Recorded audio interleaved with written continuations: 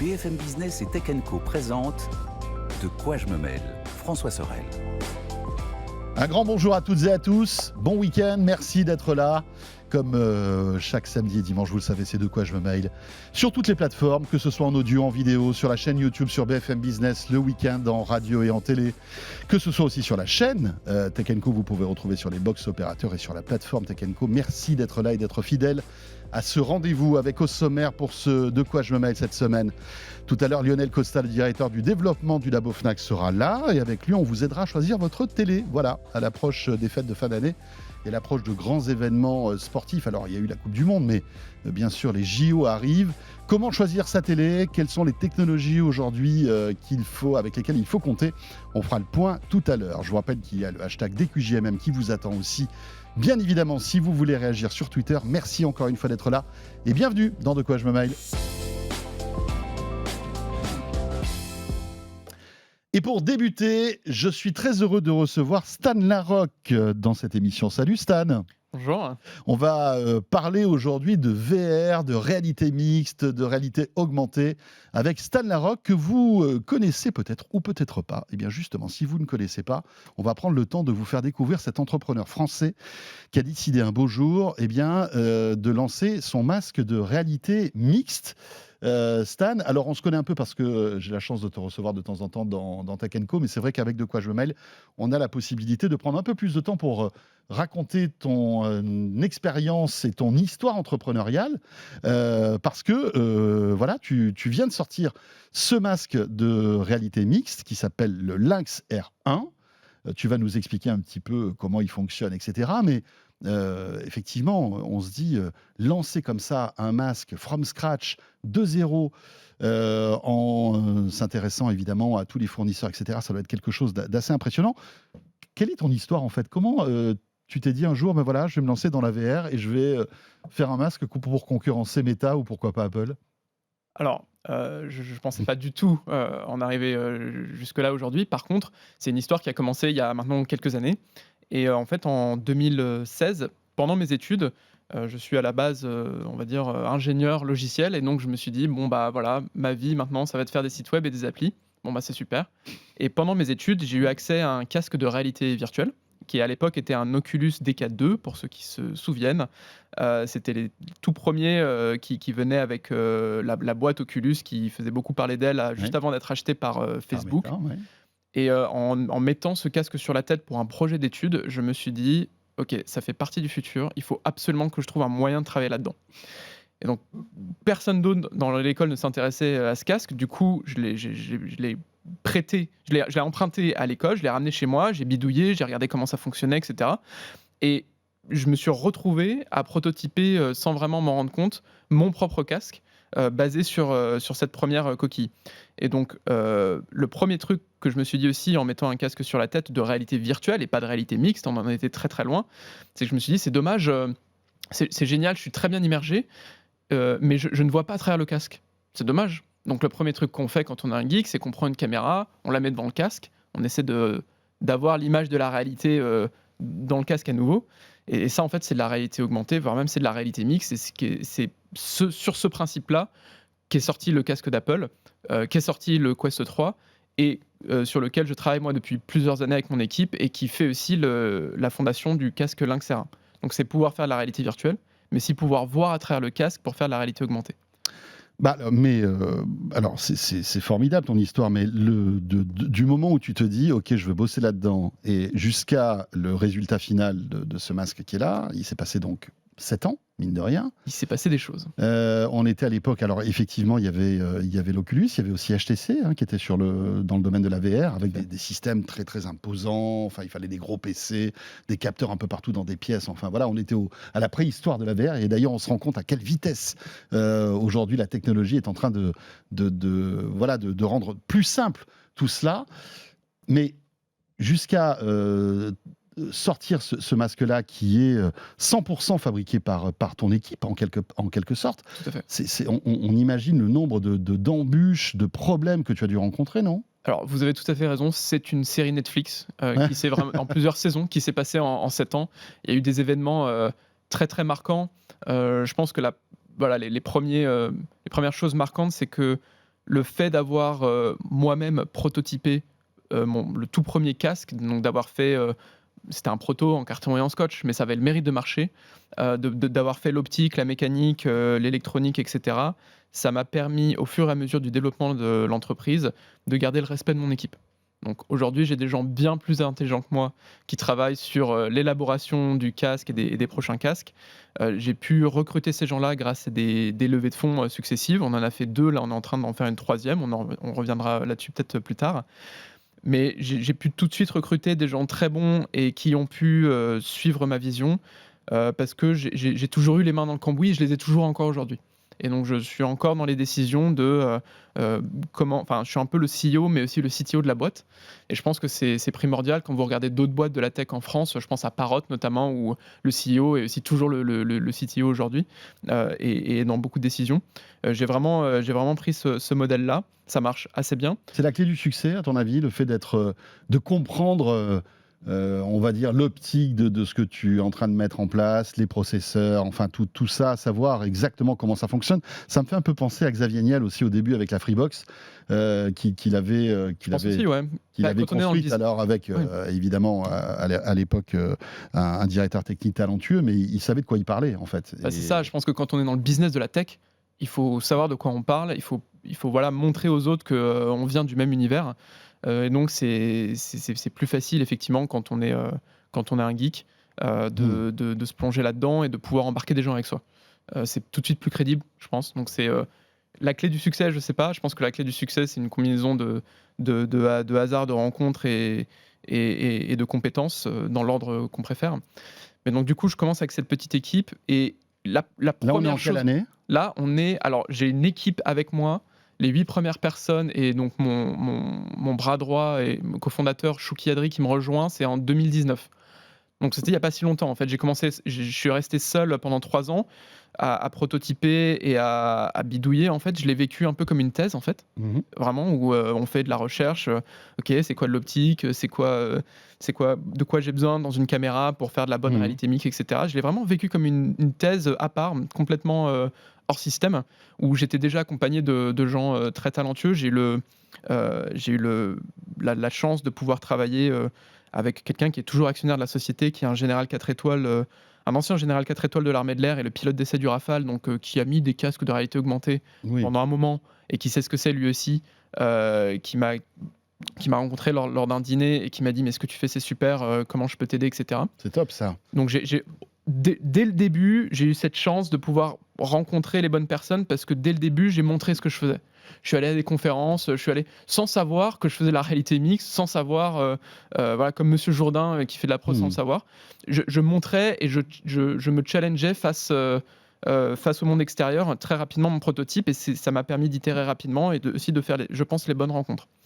Donc j'ai rencontré ce général. En 2018 aussi, j'ai rencontré un Français qui s'appelle Bernard Kress, qui est actuellement le patron de l'optique chez Google, qui a été le patron de l'optique avant chez Microsoft et encore avant, c'est lui qui a fait Google Glass. C'est un Français, il a 55 ans, il est très sympa, personne ne le connaît. Et je l'ai rencontré lors d'une conférence et il m'a mis la main sur l'épaule en disant « mais ce que tu fais c'est génial, tu devrais monter ta boîte, etc. » C'est-à-dire que ce gars-là a travaillé avec les plus grandes boîtes américaines. Oui. Il aurait pu me dire retourne à l'école, nous on est Microsoft, nous on est. Va jouer dans ton bac à sable. Voilà. Mais c'est la bonne.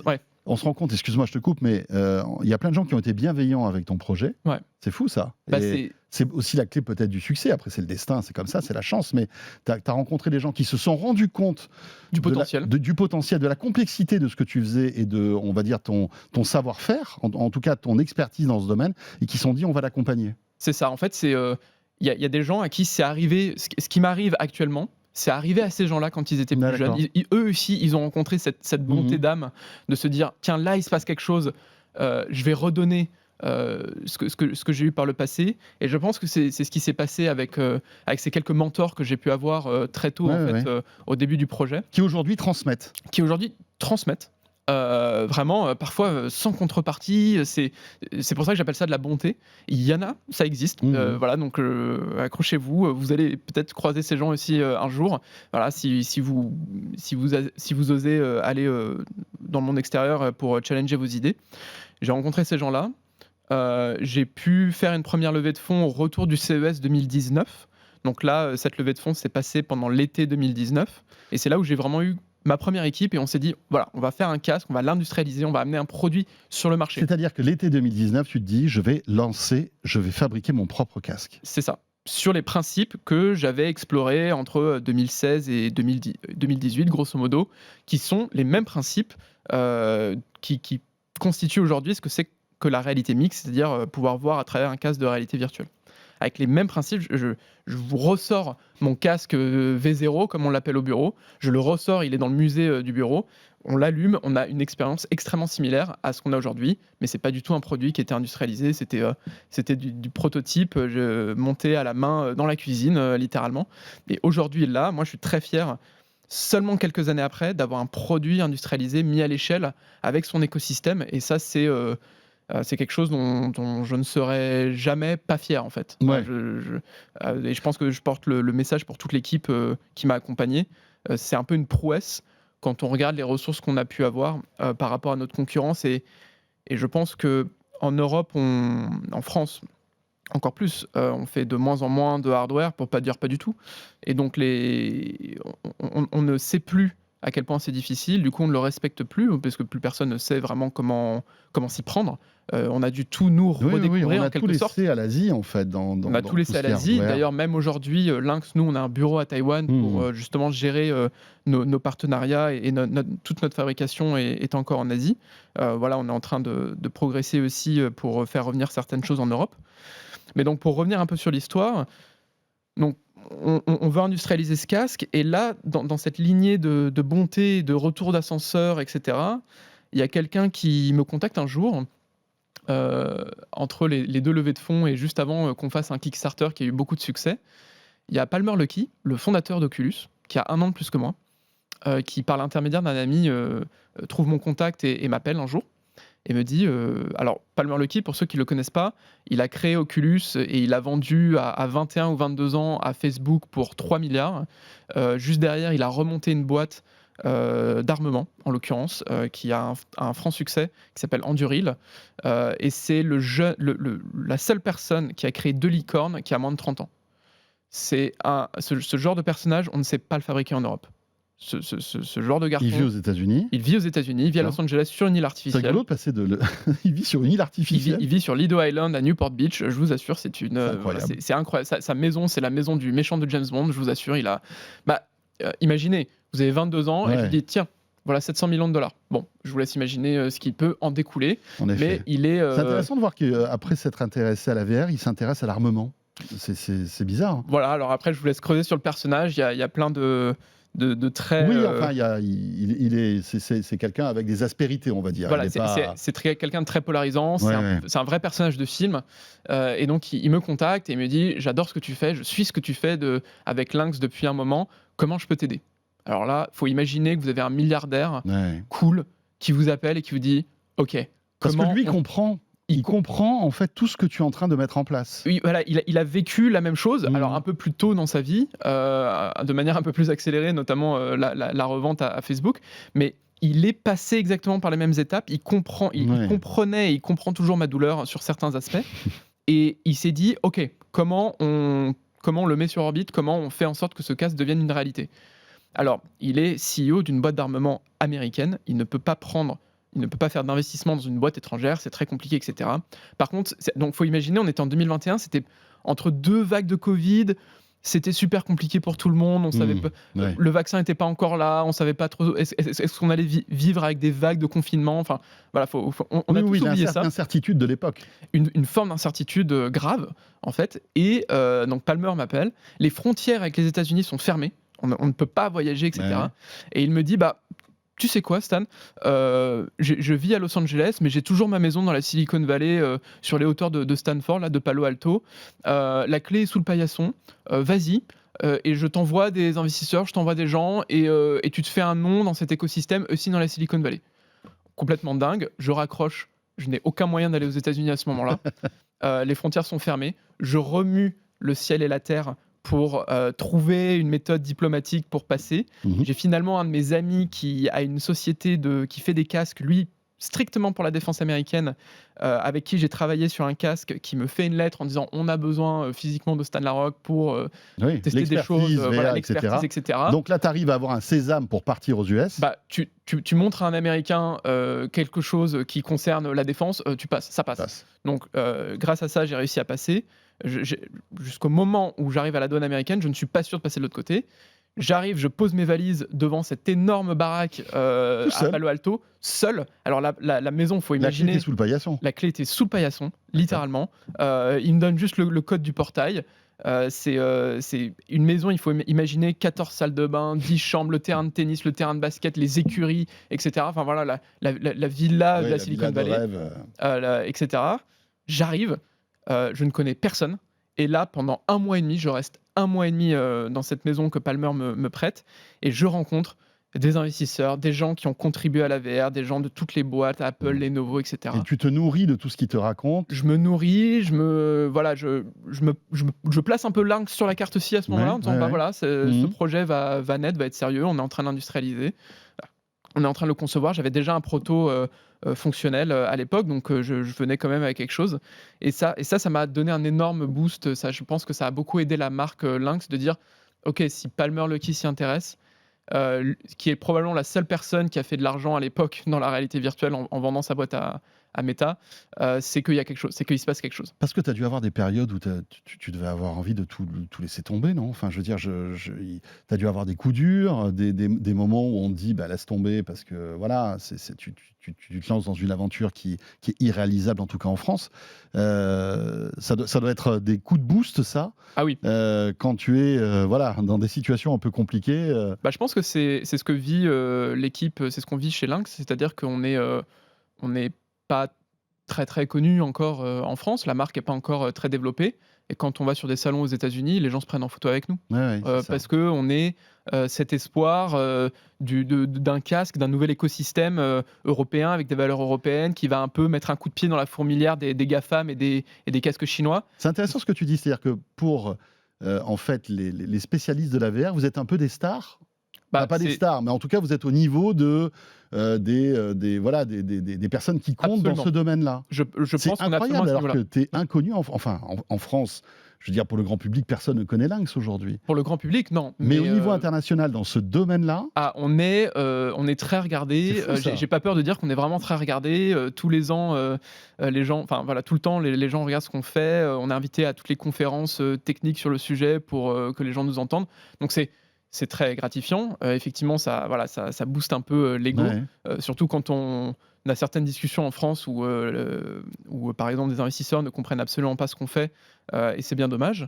Mais effectivement, Lynx est sur la carte, et dans ce petit milieu qui devient très gros de la réalité virtuelle et de la réalité augmentée, on est vraiment un des acteurs, un des pure players en lice pour cette course effrénée qui a commencé il y a quelques années et qui explose en ce moment. Alors, raconte-nous l'épisode Qualcomm, parce que, évidemment, pour fabriquer ce masque-là, il faut énormément de composants, des écrans, des capteurs, etc. Mais il faut aussi des processeurs. Et les processeurs, il n'y en a pas 36 de fabricants de processeurs pour ces masques-là. C'est Qualcomm. Comment toi, Stan Larocque de Lynx à Paris, a pu rencontrer en fait les responsables de Qualcomm pour qu'ils travaillent avec toi? Alors que ces gens-là, travaillent avec Samsung, Apple, etc. Enfin, t'es tout petit par rapport aux géants américains. En fait, ce qui fait notre richesse, c'est que c'est peut-être une maladie aussi, on veut tout faire nous-mêmes. Mais effectivement, donc pour l'optique, pour la mécanique, pour le software, etc., on fait tout nous-mêmes, on compile nous-mêmes notre OS au bureau, etc. On a toute notre infrastructure, mais on ne peut pas vraiment tout faire soi-même, et notamment les puces de semi-conducteurs, à moins d'avoir plusieurs milliards dans la poche, il faut s'adosser à quelqu'un qui sait faire. Et c'est effectivement le rôle de Qualcomm. Et il y a à peu près 30 casques sur le marché. Si on prend les casques chinois et américains, il y a 30 casques sur le marché. Dans les casques mobiles, donc ceux qui n'ont pas de câble et qui ne sont pas reliés à un PC, il y en a 30 qui ont une puce Qualcomm.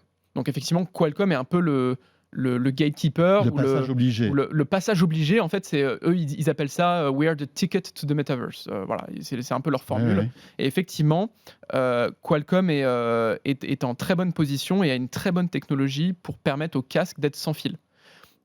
Chez Lynx, on voulait vraiment pas faire un casque avec des câbles qui se connectent à un PC, qui est du coup plus cher, plus contraignant, etc. Et on voit très bien que tous les casques se dirigent vers quelque chose de complètement mobile, et c'est tant mieux parce que ça réduit la friction dans l'usage, qui est un vrai sujet, la friction encore dans la réalité Mhm. mixte. Et donc, on a cette puce Qualcomm dans le Lynx R1 et on a un très bon partenariat et je suis très reconnaissant. Comment ça s'est passé?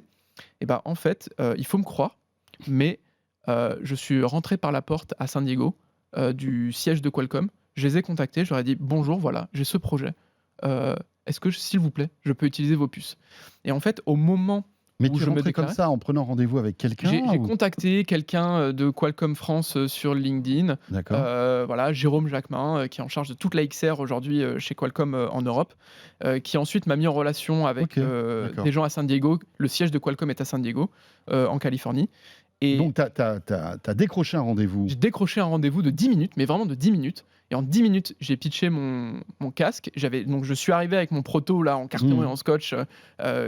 Voilà, donc j'arrive, je leur explique exactement tous les composants, tout ce qu'on veut mettre, la différence qu'on va avoir avec le Quest 2 qui allait sortir à l'époque et les autres casques du marché.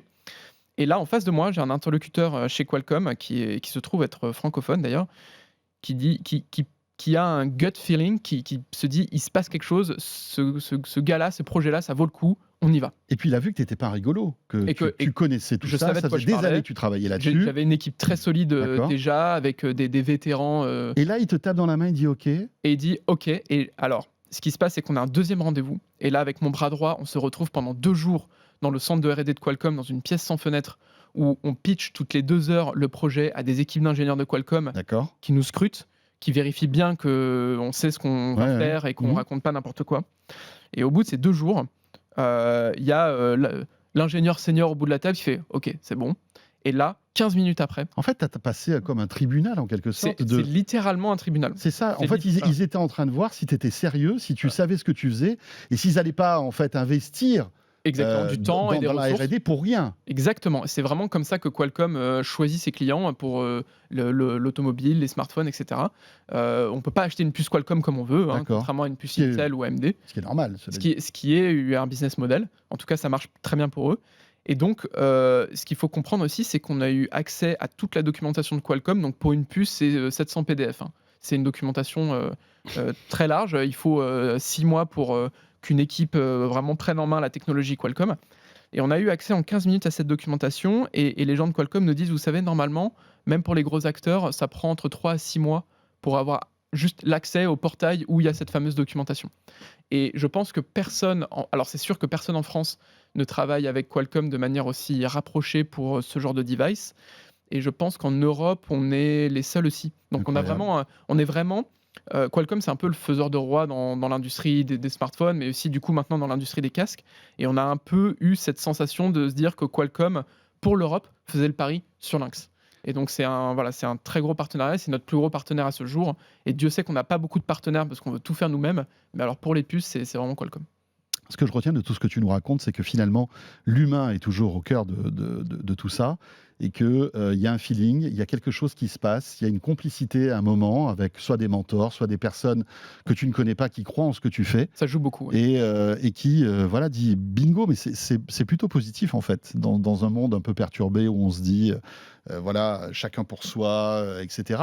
Là, on se rend compte que finalement, alors parce que tu avais un bon projet, mais on t'a suivi. En tout Alors cas. la conviction chez ces gens-là vient effectivement certainement de l'humain, probablement, Ouais, bien sûr. et aussi de la compétence. Évidemment. Voilà, Mais c'est... qui est aujourd'hui sur le plateau avec nous, posé là, le casque, qui est Alors, le fruit de beaucoup de travail. justement, ce Lex R1 qui sort là, ça fait quelques semaines qu'il est disponible. Tout à fait. Déjà en rupture de stock, parce que Alors, en fait, on est encore en train de livrer effectivement les premières commandes. Le carnet de commandes est plein et c'est un problème de riche, on pourrait dire. Mais c'est très encourageant pour la suite. Ouais. donc ce masque, il est un peu différent de ce qu'on a l'habitude de voir, hein. C'est-à-dire qu'il a une espèce de casquette qui en fait est amovible, qui permet soit d'être dans la réalité virtuelle, soit Voilà. eh bien de plus être coupé du monde en fait. Exactement. Alors, il peut se relever de cette manière-là. Voilà. Donc, Il se met comme un chapeau, il est vraiment très confortable. Si vous êtes avec nous en audio, voilà. Donc vous avez comme un écran amovible devant les yeux que vous pouvez remonter. Et là, à ce moment-là, on redevient, voilà. On a un contact direct avec la réalité, on a les émotions qui passent dans les traits du visage, etc. Donc c'est important pour l'aspect social des casques qui ont tendance peut-être à trop enfermer les gens.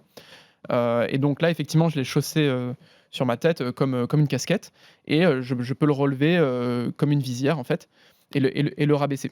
Et donc, mais quand je l'abaisse devant mes yeux, quand le casque est en position de fonctionnement, je vois quand même à travers le casque avec 2 grosses caméras qui sont bien positionnées et qui vous permettent de voir la réalité. Et alors après, pour les utilisateurs qui veulent uniquement faire de la réalité virtuelle, ils veulent avoir une immersion complète, donc on va éteindre les caméras devant pour ne plus voir à travers. Et vous voyez, pour ceux qui... Je peux décrire un peu ce qu'on voit, mais on a une vision périphérique qui est très dégagée. Tout à fait, parce qu'en fait, il n'y a que devant toi qu'il y a un écran. Sur le côté, voilà. Tu es à l'air libre. J'ai un accès direct, et donc ce qui fait qu'on n'est pas malade avec le casque. On peut courir avec le casque, on peut faire plein de choses. J'ai même skié avec le casque pour prouver notre latence. Mais pour les gens qui veulent faire uniquement de la réalité virtuelle, on peut venir aimanter en fait une mousse qui est livrée dans la boîte du casque pour, comme les autres casques un peu plus classiques de réalité virtuelle, se retrouver à nouveau complètement immergé. Voilà, donc là on est vraiment complètement... Là tu es isolé en quelque complètement sorte. Isolé effectivement dans le noir, et donc tout le focus est fait sur l'image virtuelle devant moi. Donc c'est un peu qui peut le plus peut le moins, donc c'est-à-dire si vous pouvez faire de la bonne réalité mixte, il y a de grandes chances pour que vous ayez aussi de la très bonne réalité virtuelle. Aujourd'hui, donc ce masque ça y est, est disponible, est en vente. Enfin, est en vente. Si on peut pas le trouver, enfin, il y en a pas, hein, donc il faut le commander. Comment ça se passe? C'est sur notre site internet. On a un site internet pour le moment, et on discute avec des distributeurs en France et dans le monde entier pour qu'il soit disponible à travers certaines marques grand public ou spécialisées en électronique. Ton objectif, ton rêve, c'est quoi? C'est d'inonder le monde avec ce masque et de venir taquiner les Meta, les Apple. Parce qu'en plus, tout ça sort dans un contexte plutôt positif, j'ai envie de dire. C'est-à-dire que, voilà, Apple qui investit des milliards dans la réalité mixte, on se dit, OK, ça commence à devenir sérieux. Voilà, on s'était un peu moqué de Meta il y a quelques temps de cela. Ça redevient quelque chose d'envisageable aujourd'hui. Alors tout à fait. En fait, il y a une espèce d'alignement des planètes entre ce produit et son marché, parce qu'il y a Apple qui s'est enfin révélé en juin là, cette année, qui sort son casque début d'année prochaine. Donc effectivement, ça redonne un peu de dynamique au marché. On arrive à un moment effectivement charnière dans l'industrie. Et en fait, comme si on regarde un peu l'histoire des innovations, en fait, on se rend compte qu'il y a toujours un chemin qui est toujours le même depuis le début de la technologie. Si on prend par exemple l'exemple d'Internet ou même des smartphones, on se rend compte que ça commence dans l'armée. Ça vient souvent de l'armée. Donc Internet, c'était l'ARPANET. Le GPS, c'était l'armée. Le GPS était réservé à l'armée jusque dans les années 70. Et la réalité augmentée, c'était pour les pilotes de chasse, etc., etc.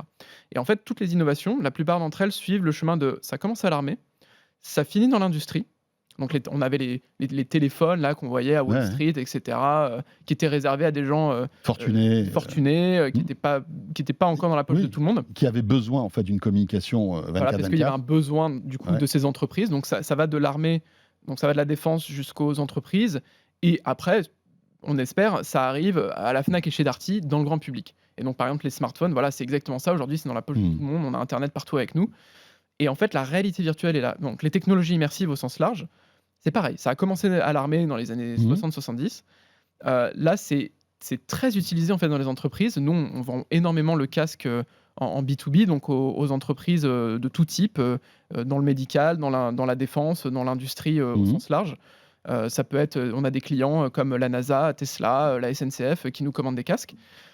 Et là, ce qu'on observe dans les technologies immersives, c'est que le passage de l'usage dans l'industrie au grand public, il est un peu forcé. Les milliardaires américains et les grosses boîtes chinoises essaient un peu de forcer ce marché un peu trop vite, parce que Mark Zuckerberg est pressé, parce qu'on veut vraiment un renouveau après les smartphones dans l'industrie du semi-conducteur, etc. Et donc, nous, de ce qu'on voit de notre petite fenêtre chez Lynx, c'est que ça va arriver.